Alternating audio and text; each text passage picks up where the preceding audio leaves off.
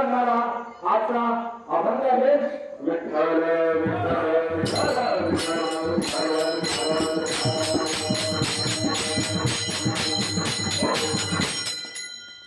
तर वेगळे गावाहून आज उपस्थित असणारी श्रोते मंडळी आणि संत भाविक मंडळी, खास करून आमचे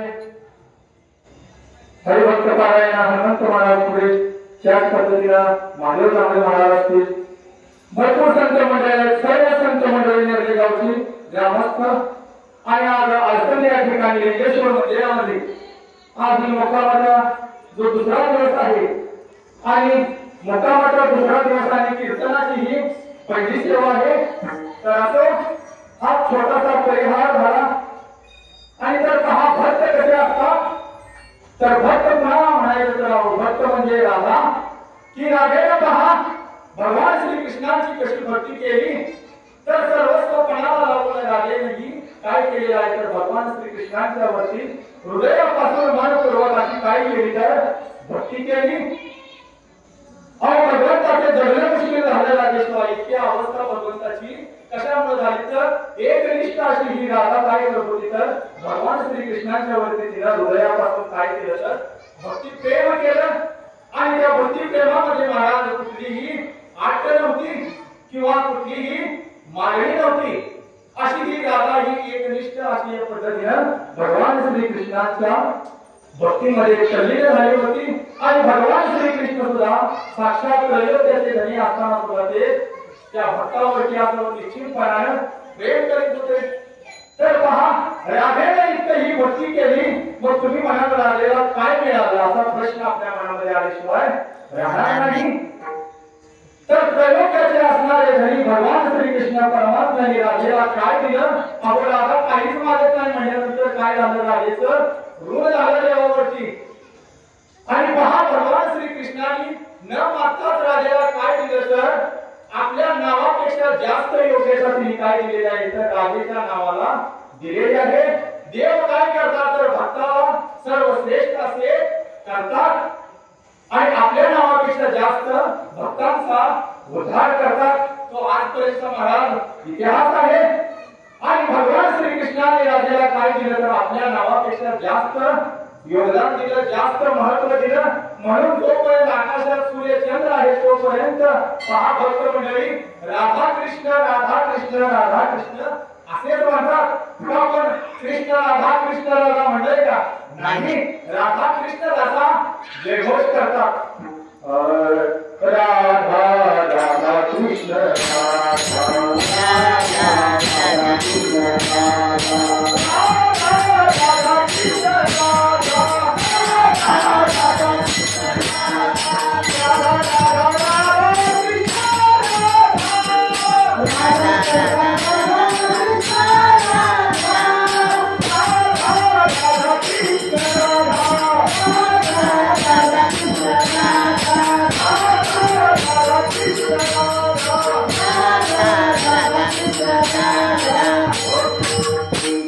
तर पहा कृष्ण अवतारामध्ये राधाची अवस्था अशी झाली आहे।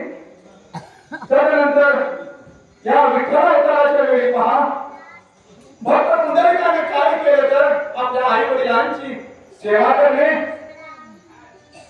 आणि भक्त पुंडलिकाने पहा आई वडिलांच्या चरणाजवळ किंवा आई वडिलांच्या 33 कोटी देवांचं त्याने काय पाहिलेलं आहे तर 40 धाम पाहिलं। आई वडिलांची रात्रंदिवस सेवा करणे आणि यामध्ये त्यानं काय केलेलं आहे तर 33 कोटी देवांचं पुण्य जे आहे नाना तीर्थ फिरण्यापेक्षा फक्त आई वडिलांची सेवा करण्यामध्ये त्याने काय केलं आपलं जीवन वाहून घेतलं आणि इतकी ही भक्तिभाव भक्ती पाहून येऊन महाराज श्रीकृष्ण परमात्मा येऊन देवीरामध्ये कसे उभे राहिलेले आहेत तर येऊन उभा राहिले पुंडलिकाच्या दारामध्ये भगवंत येऊन उभा राहिले आणि भगवंत बोलू लागले पुंडलिका माग तुझ्यावरती तुला काय पाहिजे ते तू माग, तुझ्या करता मी कुबेराची जरी संपत्ती असली तरी सुद्धा मी द्यायला तयार आहे। कितीतरी परीक्षा महाराज भगवंताने पाहिली पुंडलिकाची, परंतु पुंडलिक हा एका क्षणावर सुद्धा उभारला झाला नाही। आई वडिलांची सेवा करणे यामध्ये तो रात्रंदिवस तल्लीन राहिला। युगे 28 उभा महाराज पांडुरंग परमात्मा आहे तरी सुद्धा पुंडलिक जो आहे तो सेवा करत आहे आणि ही भाव भक्ती पाहून भगवंताने विचारणारे पुंडलिका माग तुला काय पाहिजे ते द्वारकेचं संपूर्ण धन दौलत दे. तर पुंडलिक म्हणला काय नाही देवा आहे मी ह्यात काय आहे समाधानी आहे. आणि जर देवा तुम्ही मला काही सुद्धा देऊ नका फक्त मला आई वडिलांची सेवा करू दे. आणि रात्रभर सेवा करून झाल्यानंतर भक्त पुंडलिक उठला आणि त्या भगवंताच्या चरणावरती लीन झाल्याबरोबर भगवंताने त्याला काय वरदान दिलं तर जोपर्यंत महाराज ह्या पृथ्वी तलावरती जीवसृष्टी आहे तोपर्यंत माझ्या नावाच्या अगोदर तुझं नाव घेतलं जाईल. म्हणून महाराज आतापर्यंत लाखोने जरी वारकरी जरी गेले तरी कुठलं नामस्मरण करत आहेत. पुंडलिक श्री ज्ञानोबा तुकाराम महाराज की जय. अशा पद्धतीने महाराज हा जयघोष जो आहे तो रात्रंदिवस महाराज या वाटचालीच्या दिशेने असू दे किंवा रात्रंदिवस महाराज तुम्ही मला सांगा फक्त वारी आल्यानंतर आपण नामस्मरण करतो का नाही. तर जगद्गुरु तुकोबाराय काय म्हणत आहे की ह्या अभंगामध्ये भक्त कसा असावा तर रात्रंदिवस त्याला या पांडुरंग परमात्म्याचं काय लागलं पाहिजे वेळ लागलं पाहिजे. आणि पहा जगद्गुरु तुकोबारायांनी भगवंताला काय मागितलेलं आहे. अरे देवा तू माझ्या योग्यतेपेक्षा तू काय केलेलं आहे भरभरून दिलेलं आहेस. मला कुठल्याही धन दौलतीची कुठलीही अपेक्षा नाही. अरे देवा तुला द्यायचंच आहे तर काय वरदान दे मला. देवा देवा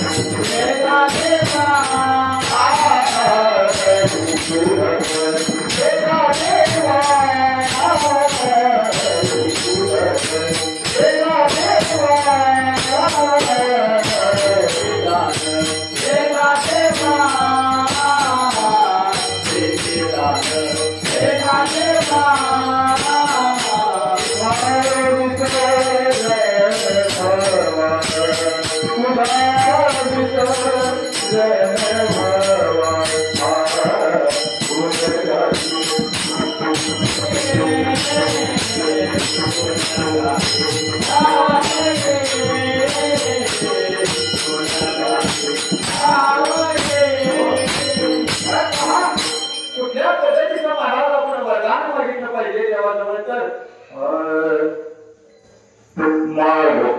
पांडुरंगा भक्त एकदार मिळणारी मुक्ती असे जाल मरदार.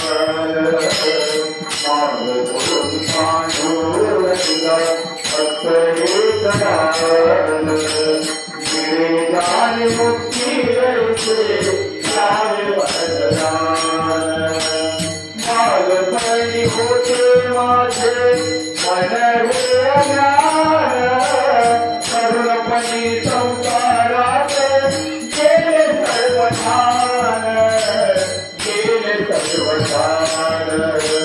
जगपरये साधू जगती महान मिळणारी मुक्ती ऐसे जावे वरदान. मिळणारी मुक्ती ऐसे जावे वरदान. जगद्गुरु तुकोबाराय हे नामस्मरण करण्याकरता कुठे जायचे होते तर भंडारा डोंगरावरती. आणि त्या भंडारा डोंगरावरती गेल्यानंतर महाराज त्या ठिकाणी असणारे झाडे असू देत झुडपे असू देत पानं फुलं पशु पक्षी हे देखील त्या विठ्ठलाच्या नामस्मरणामध्ये कशी होती तर तल्लीन होत होती. त्या ठिकाणची असणारी महाराज माती सुद्धा विठ्ठल विठ्ठल विठ्ठल असं नामस्मरण करत होती. अहो आपल्या आवडीनं काय करावं जेवणाची शिदोरी घेऊन महाराजांच्या करता जावावं आणि 3 डोंगर महाराज आहेत त्या ठिकाणी. आणि जर आवडी जर महाराज कुठल्या डोंगरावरती जर आहे ते जर ओळखायचं जर असं आवडी काय करत होती जमिनीला कान लावत होती. आणि जमिनीला कान लावल्यानंतर ज्या दिशेने महाराज विठ्ठल विठ्ठल आवाज येईल त्या दिशेने आपली ही आवडी माता काय करत होती तर जेवणाची शिदोरी घेऊन तुकोबारायांच्या पर्यंत चालत चालत त्या दिशेने जात होती. आणि त्या ठिकाणी असणारे झाडा असू दे, पशुपक्षी असू दे, हे काय नामस्मरण करीत होती? वृक्षवल्ली आम्हा सोय रे वनचरी वृक्षवल्ली आम्हा सोय वनचरी